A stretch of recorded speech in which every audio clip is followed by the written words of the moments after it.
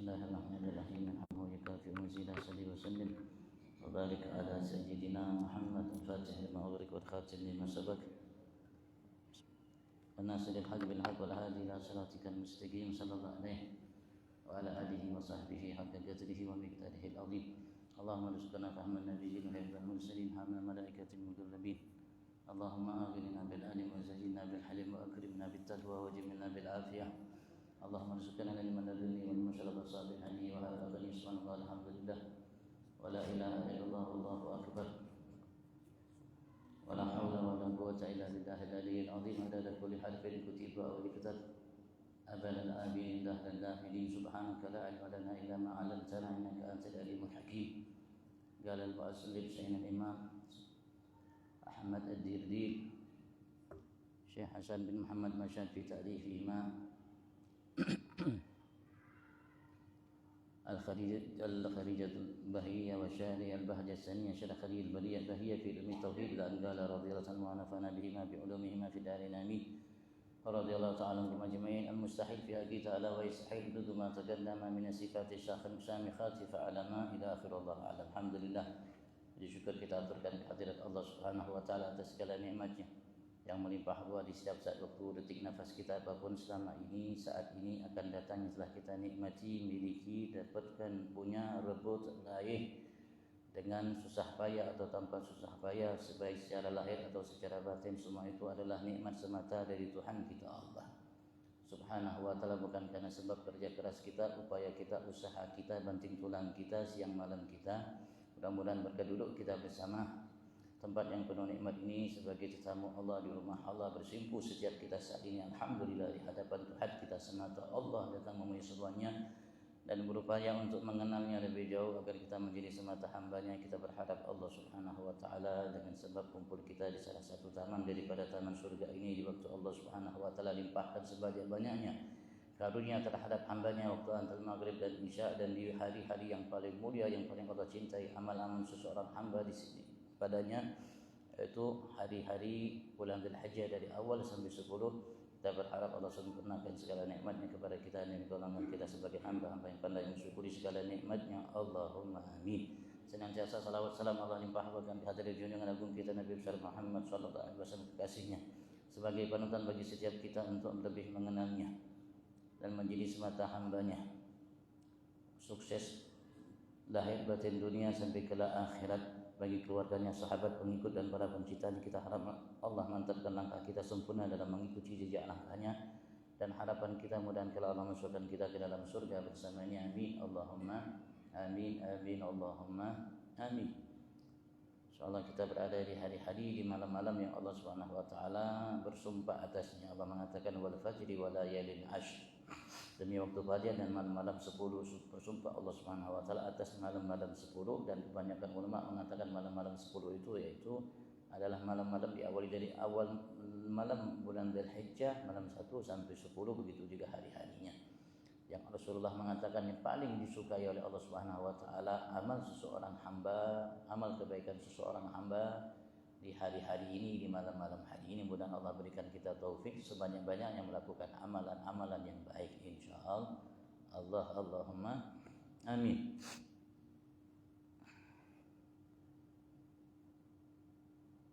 Selesai kita membahas mengenai masalah hal yang berkaitan dengan sifat-sifat yang wajib yang dimiliki oleh Allah Subhanahu wa taala.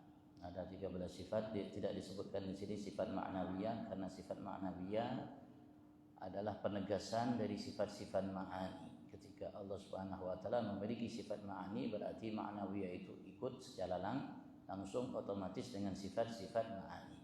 Karena sifat-sifat ma'nawiyah hanya menegaskan bahwasanya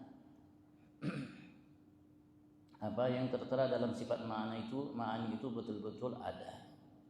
Misalnya Allah Subhanahu wa taala namanya Al-Kalam, berarti Allah Subhanahu wa taala mutakallim. Allah berbicara, Allah sifatnya berbicara, itu Allah itu berbicara. Allah sifatnya Qadir, mampu. Allah namanya Qudrat, berarti Allah itu maha mampu dan lain sebagainya. Wa istahilu dhiddu ma taqaddama, dan dilanjutkan oleh pengarang kitab Syekh Ahmad Dirdi dalam kitabnya karya beliau Al-Kharidatul Bahiyah dengan sifat-sifat mustahil wa istahil, dan mustahil bagi Allah Subhanahu wa taala, mustahil bagi Allah. Riddu ma taqaddama, kebalikan apa-apa yang telah lalu dari sifat-sifat yang wajib yang dimiliki oleh Allah Subhanahu wa taala. Apapun sifat wajib, kebalikannya adalah sifat mustahil. Minas sifati syamikhati fa'lama, dari sifat-sifat yang tinggi, yang luhur. Fa'lama, maka setiap hamba Allah muslim muslimah dimanapun anda tinggal, maka anda wajib untuk mengetahuinya. Secara agama kita wajib untuk mengetahui dan belajar hal yang berkenaan dengan Tuhan kita Allah Subhanahu wa taala, yang membuat kita, menyebabkan kita mengenal Allah Subhanahu wa taala. Karena kalau kita tidak mengenal Allah Subhanahu wa taala, bagaimanakah kita akan menghabiskan waktu kita, semua kenikmatan yang kita miliki untuk menjadikan itu sarana untuk kita beribadat kepada Allah Subhanahu wa taala. Padahal kita setiap hari paling minim 17 kali dalam melaksanakan salat 5 waktu, kita selalu berikrar di hadapan Allah dan berjanji. Kita setiap hari 5 kali dalam 5 waktu, 17 kali kita berikrar, berjanji di hadapan Allah, iyyaka na'budu, hanya kepada Engkau ya Allah kami saat ini dan seterusnya selalu menyembah hanya kepadamu, tidak menyembah kepada selainmu dan tidak menyekutukan Engkau atas segala sesuatu selainmu. Ikrar kita di hadapan Allah dan janji kita di hadapan Allah Subhanahu wa taala seperti kalau kita tidak mengenal Allah, bagaimana kita akan menyembah Allah tanpa menyembah selain Allah atau tanpa menyekutukan Allah dengan segala sesuatu selain Allah Subhanahu wa taala. Kenapa kita harus kenal kepada Allah? Karena dengan sebab kenal kepada Allah, kita akan mampu melaksanakan apa yang menjadi perintah Allah, menjauhi larangan Allah. Kenapa kita harus melaksanakan perintah Allah, menjauhi larangan Allah? Karena kita hidup sebagai seseorang yang beriman, ingin bahagia, ingin sukses. Kesuksesan hidup kita tanpa menjalankan perintah Allah, menjauhi larangannya, kita tidak akan dapatkan bahagia. Sukses itu tidak akan kita dapatkan. Baik bagi seseorang muslim, bahkan seseorang kafir, kalau ia ingin bahagia, ikuti aturan Tuhan ya Allah yang menciptakan kita. Karena kita dan selain kita dari orang kafir, ciptaan Allah juga, Tuhan mereka juga sama, satu Allah. Baik mereka mengakui atau mereka tidak mengakuinya. Dan Allah Subhanahu wa taala utus nabi rasul, utusan Allah Subhanahu wa taala untuk menjelaskan hal itu agar mereka mampu dan kita mampu, terutama sebagai seseorang yang beriman, untuk hidup sukses bahagia. Kalau mereka tidak beriman, hanya mereka mampu dengan menjalankannya untuk hidup sukses bahagia dunia, dan mereka tidak akan mampu kelak di akhirat. Tapi kita alhamdulillah sebagai hamba yang beriman kepada Allah Subhanahu wa taala, kita akan mampu meraih hidup sukses bahagia dunia sampai ke akhirat. Dan semua itu kita dapatkan bukan karena sebab harta, bukan karena sebab kedudukan, status sosial, jabatan, kekayaan, kekuasaan, apapun yang ada di alam semesta ini, muka bumi ini. Alam tidak nyata, hanya kita mampu mendapatkan itu tatkala kita mentaati apa yang menjadi perintah Allah, menjadi apa yang menjadi larangan Allah Subhanahu wa taala. Semakin kita mengenal Allah kepada Allah Subhanahu wa taala, maka kita akan semakin taat. Semakin kita taat, maka kita akan semakin merasa takut kepada Allah Subhanahu wa taala. Karena setiap orang yang mengenal Allah itu pasti akan takut. Semakin ia mengenal, semakin takut. Semakin ia mengenal, semakin takut. Semakin ia takut, semakin ia mendekat. Semakin ia mendekat, insya Allah diharapkan dibukakan pintu Allah baginya. Dan dalam menyembah Allah sekali lagi, kita harus betul-betul menyembahnya, dan kita harus sadar kita ada musuh, ada syaitan, ada hawa, ada nafsu, ada dunia, dan lain sebagainya. Yang semua itu akan menjauhkan kita dari menyembah hanya kepada Tuhan kita Allah Subhanahu wa taala.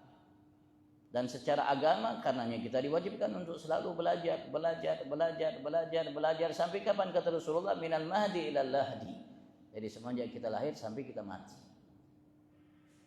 Maka kita harus memiliki ilmu yang luas, wawasan yang besar.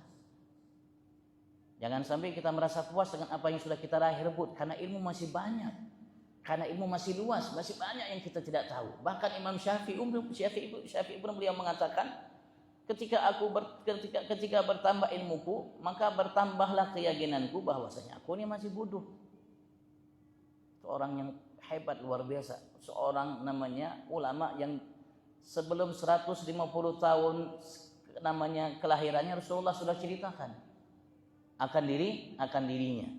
Rasulullah mengatakan alimu Quraisy yang mela'tibakal ardi ilman. Ada seseorang alis dari suku Quraisy yang akan memenuhi muka bumi ini, lapisan muka bumi ini dengan ilmu. Dari masa beliau sampai sekarang, masya Allah, madhab terbanyak yang mengikutinya madhab Syafi'i, ulama terbanyak yang mengikutinya ya ulama madhab dalam madhab Syafi'i. Tapi beliau mengatakan seperti itu. Semakin bertambah ilmu bagiku, maka semakin tahu kebodohan yang aku miliki. Maka jangan puas untuk belajar dengan satu orang, jangan puas belajar kepada dua orang. Kalau dulu ulama kita ada yang belajar dengan 1000 orang, ada yang belajar dengan 300 orang, ada yang belajar dengan 200 orang, dengan berbagai macam bidang ilmu. Kenapa? Karena semakin bertambah ilmu kita, bertambah wawasan kita. Semakin bertambah wawasan kita, maka semakin bertambah wasilah untuk kita mendekatkan diri kepada Allah. Kenapa? Karena ilmu itu hasilnya rasa takut.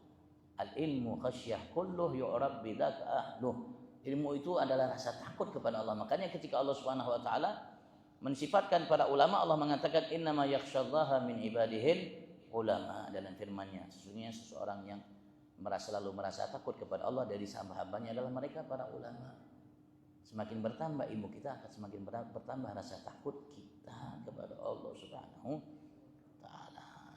Dan panutan kita dalam semua itu adalah Nabi Agung Muhammad.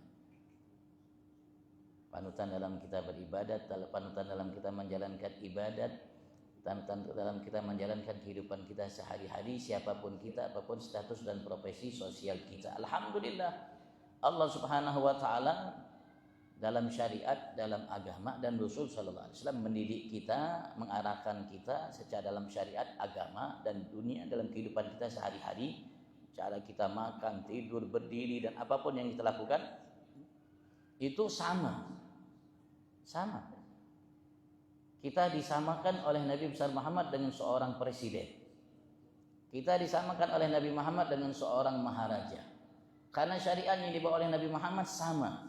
Presiden, maharaja, siapapun ia, kedudukannya paling tinggi sampai yang paling rendah, bahasa kita mungkin paling rendah jongos ya bahasa kasarnya ya, itu sama.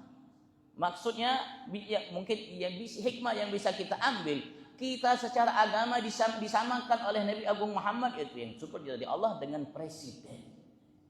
Kedudukan kita di sisi Allah Subhanahu wa taala sama. Kenapa? Karena sholat presiden dengan sholat kita sama enggak? Sama. Begitu dia syariat dibawa oleh Nabi Muhammad, aturannya, tidurnya, makannya, minumnya, begitu juga ibadatnya, puasa, lain sebagainya, bahkan adatnya, kebiasaannya juga sama. Status kita di sisi Allah sama, Abdullah, semata hamba Allah. Kemudian setelah itu Allah menyuruh kita untuk berlomba-lomba untuk menjadi manusia yang paling mulia di sisi Allah.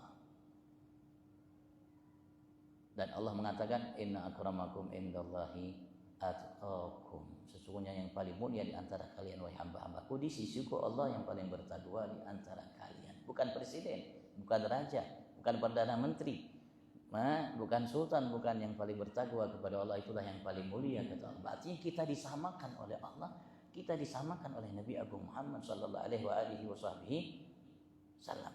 Alhamdulillah, nikmat dari Allah Subhanahu wa taala. Kalau Allah Subhanahu wa taala wajib memiliki sifat wujud, ada, maka mustahil bagi Allah itu tiada. Kalau Allah wajib memiliki sifat qadim, zat yang ada dan keberadaannya tanpa ada proses, dan memang ia ada dan tidak diawali dengan ketiadaan, namanya qadim. Artinya sesuatu yang ada. Memang dari awal ia ada. Dan keberadaannya tidak diawali dengan sesuatu, ada sebab, ada proses dan lain sebagainya. Dan keberadaannya senantiasa selalu, tidak akan pernah habis, ada jeda, ada waktu, ada batas tidak. Maka hadis sesuatu baru yang tadinya tidak ada menjadi ada, itu mustahil bagi Allah Subhanahu wa ta'ala. Karena yang tadinya tidak ada jadi ada, karena itu lemah.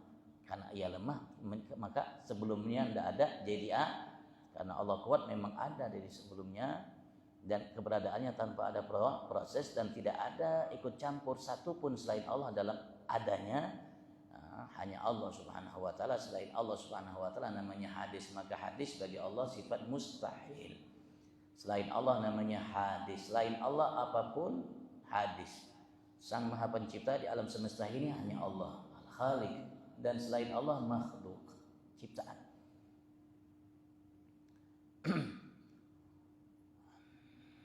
Maka Allah Subhanahu wa taala memiliki sifat al-baqa, kekal selama-lamanya. Tidak ada akhir dalam keberadaannya. Tetapi selain Allah fana. Ada akhir dari keberadaannya. Ada batasnya, ada waktunya, ada jedahnya dalam keberadaannya semuanya. Andaikan ada yang dikekalkan oleh Allah, itu tidak kekal dengan sendirinya. Allah yang membuat ia kekal. Kenapa? Karena sesuatu yang hadis itu, yang tadi yang tidak ada menjadi ada itu lemah. Maka ia tidak bisa berdiri dengan sendirinya. Bumi lemah karena tidak ada sebelumnya, jadi ada, lemah.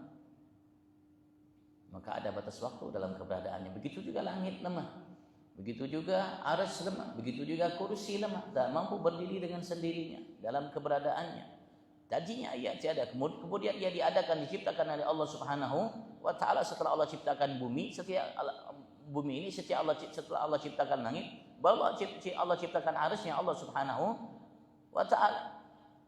Lemah, tidak mampu berdiri dengan sendirinya. Ada kadar waktu batasan baginya. Tapi yang membuat ia namanya arsy itu menjadi kekal, tidak kekal dengan sendirinya. Kenapa? Karena ia lemah. Pasti ada yang membuat ia kekal. Siapa? Ya Allah. Begitu juga kita, Bang. Nah, makhluk yang lemah tadinya tidak ada, jadi ada. Kenapa kita kekal? Dikekalkan oleh Allah. Allah yang mengekalkan kita. Jadi kita kekal. Kalau tidak, kita tidak bisa kekal dengan sendirinya. Begitu juga segala sesuatu yang hadis atau selain Allah, yaitu ciptaan Allah. Matalil hawadis, Allah tidak sama dengan segala sesuatu selain Allah, dengan makhluknya. Baik dari segi jerimnya, dari segi bentuknya, tubuhnya, dan apa yang ada yang berkaitan dengan yang baru, itu Allah Subhanahu wa taala tidak sama.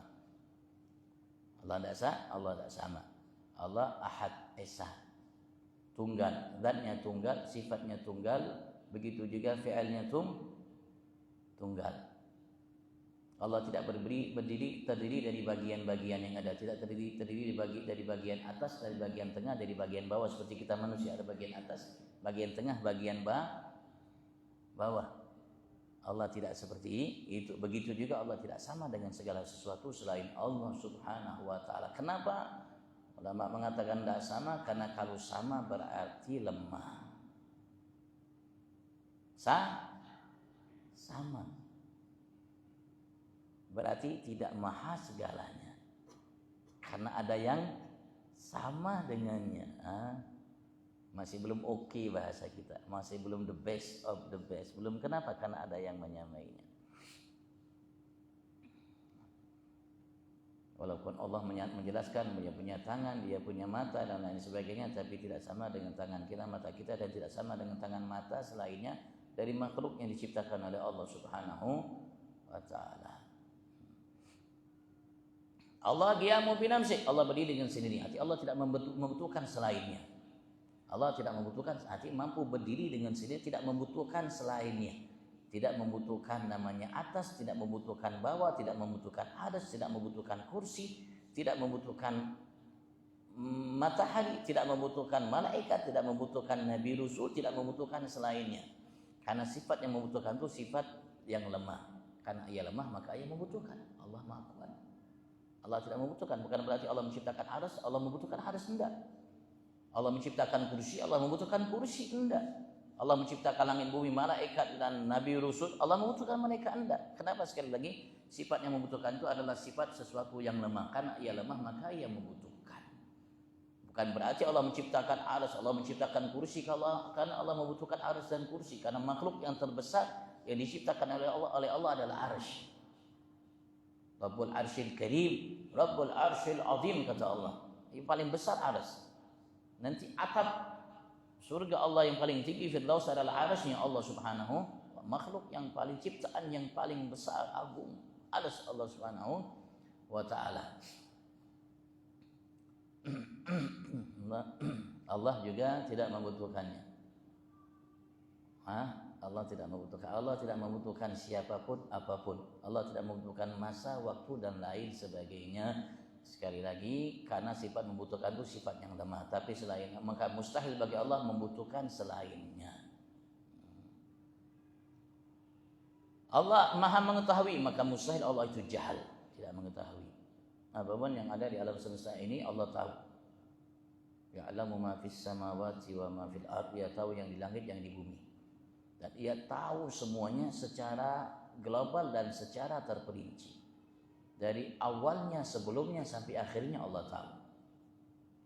Tidak ada segala sesuatu yang tersembunyi dari Allah Subhanahu wa taala, yakhfa minhu syai'.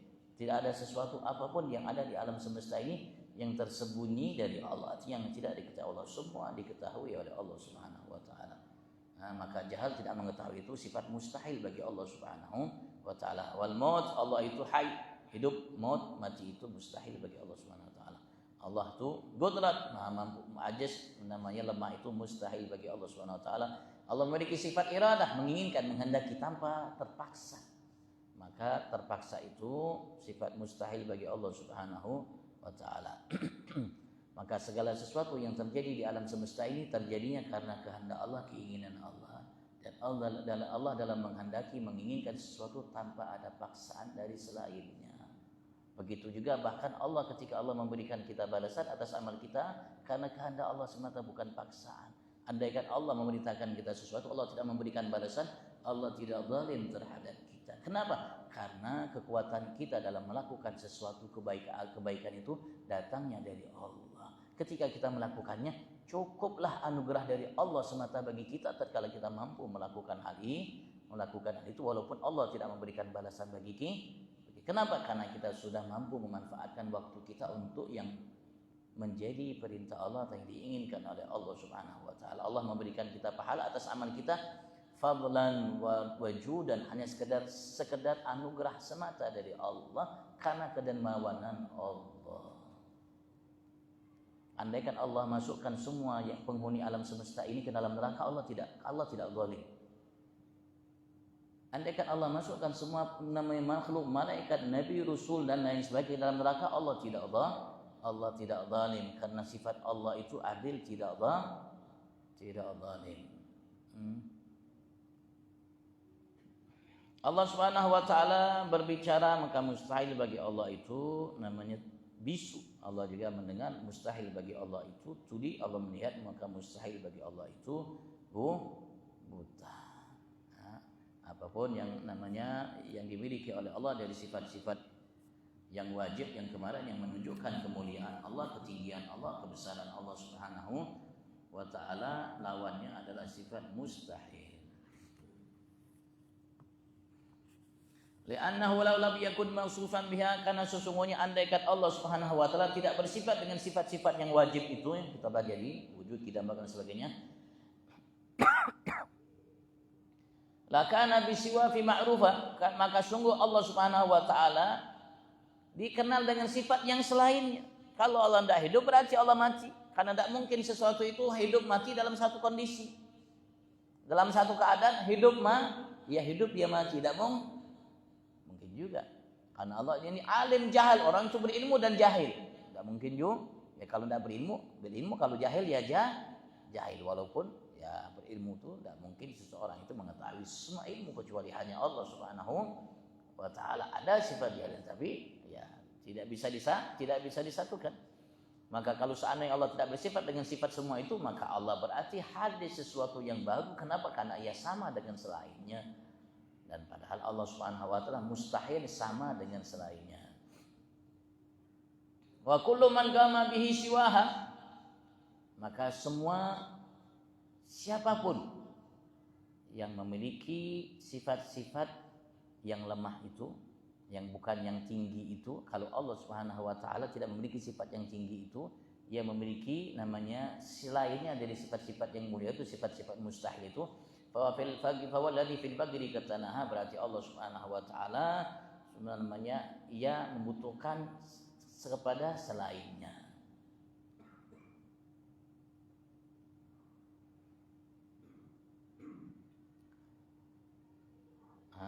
berarti Allah faqir, Allah lemah dan lain sebagainya. Kalau Allah Subhanahu wa taala tidak memiliki sifat-sifat yang mulia, itu berarti Allah Subhanahu wa taala selain Allah berarti lemah. Karena kenapa? Karena setiap orang yang memiliki selain sifat yang tinggi itu yang dimiliki oleh Allah Subhanahu wa taala, berarti apapun ia, sehebat apapun ia, sekuat apapun ia, semulia apapun ia, maka ia faqir, membutuhkan. Malaikat hebat, luar biasa, tinggi, agung, mulia, kuat, tapi malaikat membutuhkan. Begitu juga para nabi rasul, manusia-manusia, hamba-hamba yang mulia, bahkan lebih mulia dari malaikat secara syariat, karena mereka memiliki sifat-sifat yang agung yang mulia, tapi ia membutuhkan. Berarti ia membutuhkan faqir. Kenapa? Karena ia memiliki sifat-sifat yang lemah, tidak seperti yang dimiliki oleh Allah dari sifat-sifat yang agung, yang mulia, yang tinggi. Karena apapun selain Allah faqir. Yang tidak faqir itu, yang maha kaya itu hanya Allah Subhanahu wa taala, yang tidak membutuhkan selainnya. Allah menegaskan kepada kita dalam surat yang pendek, Bismillahirrahmanirrahim, Qul huwallahu ahad, Allahus samad. Allahus samad, Allah tempat selain Allah membutuhkan siapapun ia terhadapnya, dan Allah Subhanahu wa taala tidak membutuhkan kepada selainnya apapun ia. Wal wahidul ma'budu la yattajiru li ghairihi jallal ghaniyyul muqtadiru. Al wahid, dan zat yang satu yang esa, yaitu Allah, yang tiada Tuhan selainnya, tidak sekutu baginya, Allah Subhanahu wa taala. Artinya ciptaan Allah bukan sekutu bagi Allah. Arti bukan sekutu bagi Allah mungkin secara sederhananya, Allah tidak membutuhkannya. Sekali lagi, karena sifat yang membutuhkan itu sifat menunjukkan ia lemah, karena itu ia membutuhkan. Allah Subhanahu wa taala tidak lemah, Allah Maha Kuat, sehingga Allah tidak membutuhkan selainnya. Kalau ada di antara kita yang meyakini bahwa Allah membutuhkannya, seperti Allah menciptakan kursi karena Allah ingin duduk di kursi, Allah menciptakan arsy karena Allah ingin bertempat di arsy, berarti ia salah dalam memahami Allah. Allah menciptakan semua itu bukan untuk Allah Subhanahu wa taala. Allah menciptakan makhluknya bukan untuk Allah, karena Allah tidak membutuhkannya. Allah menciptakan makhluk bukan untuk Allah, karena Allah tidak membutuhkannya. Kalau Allah membutuhkannya, sekali lagi berarti Allah itu lemah. Kenapa lemah? Karena ia membutuhkan. Maka Al-Wahid, zat yang Maha Esa, tunggal dalam sifatnya, dalam zatnya dan afalnya. Al-Ma'bud, yang disembah secara hak, yang layak untuk bagi setiap makhluk ciptaannya. Ialah satu-satunya yang disembah secara hak, yang layak untuk disembah. Kenapa? Karena ia tidak memiliki sifat-sifat yang lemah, sifat-sifat yang agung, yang mulia, yang tidak pernah habis dan tidak ada batasnya. La yaftaqidu li ghairihi, ia tidak membutuhkan selainnya. Allah tidak membutuhkan selainnya.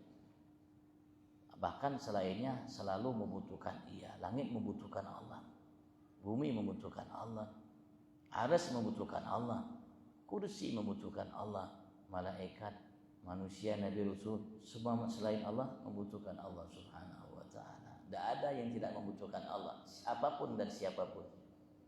Yang ada di alam semesta yang ada dan yang ada di alam semesta ini semua membutuhkan Allah, dan Allah tidak membutuhkan semua.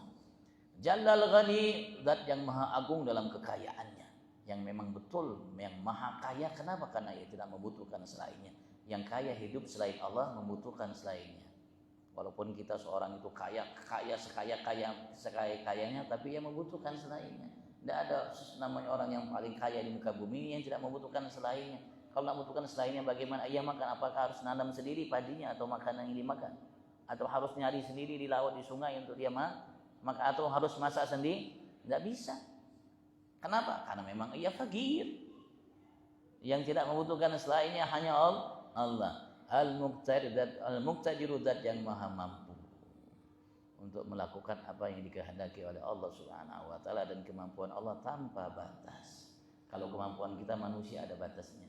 Kalau umur kita sudah senja, sudah tidak mampu lagi. Yang tadinya mampu, gagah, kuat, sudah mulai berkurang kemampuannya, gagahnya, kuatnya, kembali kayak anak-anak sudah. Tapi Allah Subhanahu wa taala, kemampuan Allah tanpa ada batasnya. Sampai kapanpun Allah maha mampu, dan sama sekali tidak namanya diiringi kelemahan dalam kemampuan yang dimiliki oleh Allah Subhanahu wa taala. Itulah Allah Subhanahu wa taala yang kita sembah selama ini.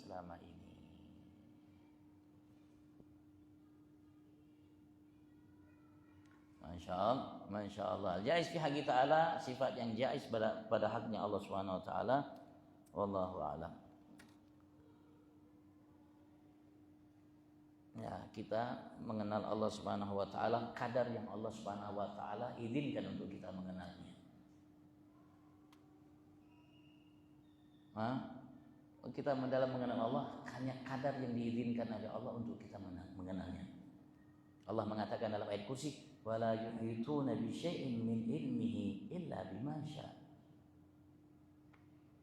Mereka makhluk semua atau kita tidak akan mampu meliputi segala sesuatu yang berkaitan dengan ilmu kita, makrifat kita kepada Allah illa bima syaa, kecuali hanya kadar yang dikehendaki, yang diizinkan oleh Allah bagi kita.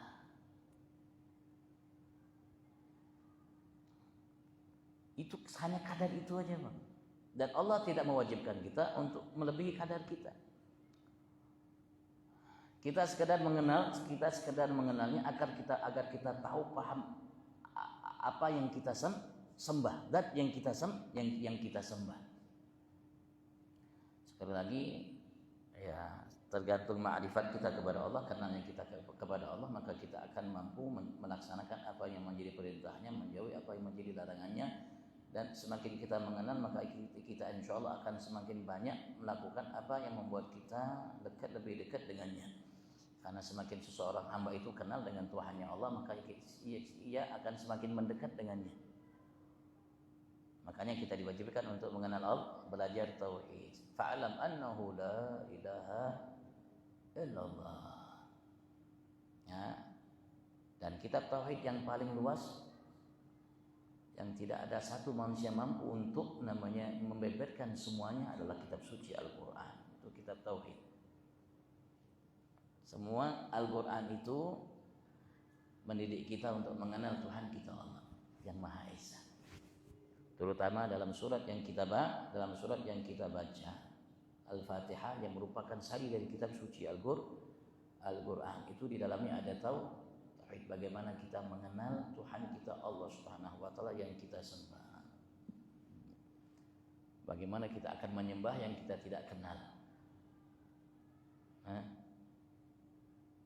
Semakin kita kenal semakin rasuk, mungkin bahasa kita ya. Semakin kita kenal semakin rasuk. Semakin semangat. Sampai mungkin kita lupa segalanya. Kenapa? Karena kita mengenalnya. Kenapa? Karena kita paham setiap detik nafas kita membutuhkan rahmatnya. Bismillahirrahmanirrahim.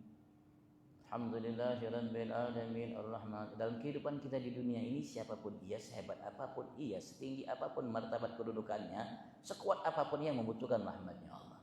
Tidak ada yang tidak membutuhkan rahmatnya Allah dalam kehidupan di dunia ini, apalagi nanti kelak di akhirat. Dan kita sebagai makhluk Allah, kita amat sangat membutuhkan, makhluk yang paling banyak membutuhkan selainnya. Kita paling banyak, paling lemah. Makanya Allah mengatakan bahwa khuliqal insanu dha'ifa, diciptakan manusia itu dha'ifa, lemah. Kita bandingkan dengan semut, gagah semut atau gagah kita? Pikirkan, lihat semut, gagah semut atau gagah kita? Pernah gak lihat semut tidur? Kira-kira semut perlu obat gak? Obat penyakit demam, obat ini. Berarti hebat gagah semut, gagah kita. Baru semut. Belum ciptaan Allah yang lainnya. Kenapa kita dimuliakan oleh Allah? Karena kita diberikan oleh akal. Yang tidak diberikan oleh Allah semut dan makhluk yang lain, bahkan malaikat. Yang bisa dengan akal yang Allah berikan itu, kita mampu untuk memiliki sesuatu yang tidak dimiliki oleh selain kita dari ciptaan Allah. Makanya Allah jadikan kita manusia ciptaan yang paling dipilih oleh Allah. Bukan berarti kita paling kuat, enggak. Kita menjadi kuat karena apa ya? Karena apa yang dibekali oleh Allah bagi kita. Tapi tetap lemah kita itu selalu mengiringi setiap kehidupan kita, setiap detik nafas kita. Kenapa? Karena kita membutuhkan selain kita dalam setiap detik nafas kita. Tidak bisa kita hidup tanpa oksigen. Tidak bisa kita hidup tanpa darah yang mengalir di tubuh kita setiap detik nafas kita. Tidak bisa kita hidup tanpa langit yang mengandung kita dengan apa yang ada di alam bumi yang apa yang dan semuanya. Tidak bisa. Menunjukkan kita lemah, tapi kita akan menjadi kuat kalau kita berkaitan dengan yang Maha Kuat Allah Subhanahu. Nah, ketika kita porsikan, arahkan akal kita, pikiran kita yang kita sinkronkan dengan hati kita, nurani kita, karena dalam hati nurani ada fitrah, ada kesucian yang Allah Subhanahu wa taala jadikan ia mengenal Tuhannya Allah. Yang mana dengan fitrah ia adalah makhluk yang lemah. Ada yang maha segalanya, yang butuhkan segalanya darinya. Kembalinya untuknya kepadanya itu. Ya, dengan cahaya namanya hikmah, dengan cahaya hikmah itu adalah ilmu yang bermanfaat. Nah, ilmu yang bermanfaat dan sumber ilmu segalanya itu ada dalam kitab suci Al-Qur'an. Semua ilmu, pengetahuan apapun bentuknya, agama, tentang langit, tentang bumi, tentang selainnya, tentang dunia, tentang akhirat, tentang makhluk pertama sampai terakhir dan apa lain sebagainya, semua ada dalam semua ada dalam kitab suci Al-Qur'an. Yang belum dirabah bisa diranah oleh akal pikiran manusia ada dalam Al-Qur'an. Yang tidak akan pernah dirabah oleh akal pikiran manusia ada dalam kitab suci Al-Qur'an. Itu sumber segala ilmu. Makanya Rasulullah SAW berpesan untuk kita berpegang teguh kepada Al-Quran dengan baik, dengan benar. Kita insya Allah tidak akan sesat. Wallahu a'lam. Kalau yang ditanyakan, fadhal.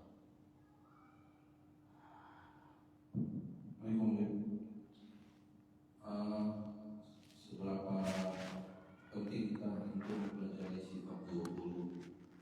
Karena dalam masa Syafi'i dalam semua jamaah banyak dari kita tidak mengenal, bahkan tidak merasa penting mengenal belajar sifat 20. Banyak tidak mengetahui sifat 20. Dan bagaimana dengan mempelajari sifat 20 itu kita dalam mengetahui kebutuhan kita dalam peribadatan kita sehari-hari.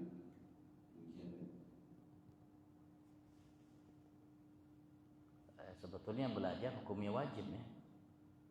Belajar sifat 20 hukumnya wajib. Walaupun khilaf, ada yang mengatakan 17, kalau di sini disebutkan namanya 13 karena ada disebutkan di sifat ma'nawiyahnya. Ada yang mengatakan 20. Artinya mengenal Allah secara umum itu wajib. Dan Allah jadikan hati nurani manusia siapapun ia, walaupun yang tidak meyakini adanya Tuhan, dengan hati nurani yang paling dia meyakini adanya Tuhan. Kalau sudah kepepet betul, terpaksa betul, darurat betul, tidak ada yang bisa bergantung, maka ia akan tahu itu. Muncul di hati nurani itu keyakinan bahwa saya adanya Tuhan. Ya alhamdulillah Pak, alhamdulillah. Ya walaupun ini merupakan kekurangan kita karena kita tidak mempelajarinya, dan ini merupakan suatu kewajiban bagi setiap muslim dan kewajiban bagi orang tua untuk mengenalkan anaknya akan namanya Tuhannya Allah Subhanahu wa taala. Sesuai kewajiban secara agama. Kewajiban itu kalau dilaksanakan mendapatkan pahala, kalau ditinggalkan berdosa wajib untuk semua. Tapi alhamdulillah Pak, namanya dalam sholat itu bagaimana Rasulullah SAW, begitu juga Tuhan kita Allah Subhanahu wa taala dalam rukun yang ada, bacaan sunnah yang ada itu mengenalkan kita juga akan Tuhan kita Allah. Begitu juga habis sholat kita baca habis sholat itu, itu juga bacaan-bacaan yang mengenalkan kita sebetulnya akan Tuhan kita Allah Subhanahu wa taala. Baik subhanallah, alhamdulillah, Allahu akbar, la ilaha illallah, syarika itu semua sebetulnya itu kalimat-kalimat yang mengenalkan kita akan Tuhan kita Allah Subhanahu wa taala. Tapi ya harus kita belajarlah agar kita sekali lagi tidak menyembah kepada selain Allah. Yang kedua, kita tidak menyekutukan Allah atas segala sesuatu selain Allah. Tapi Rasulullah mengatakan selagi orang itu sholat, insya Allah dia tidak akan menyembah selain Allah. Paling dia akan menyekutukan Allah, menganggap sesuatu selain Allah mungkin memberikan manfaat dan lain sebagainya. Wallahu a'lam. Ya mudah Allah Subhanahu wa taala Jadikan kita hamba yang betul-betul mengenal Allah Subhanahu wa taala, sehingga kita betul-betul menjalankan perintah Allah, menjauhi larangan Allah, dan betul-betul selalu berusaha untuk mendekatkan diri kita kepada Allah dan selalu mendekat kepadanya dengan semua fasilitas nikmat, apapun nikmat tersebut bentuknya lahir batin yang diberikan oleh Allah Subhanahu wa taala fi afiyah wa ila hadratin Nabi sallallahu Muhammad sallallahu alaihi wasallam. Al-Fatihah.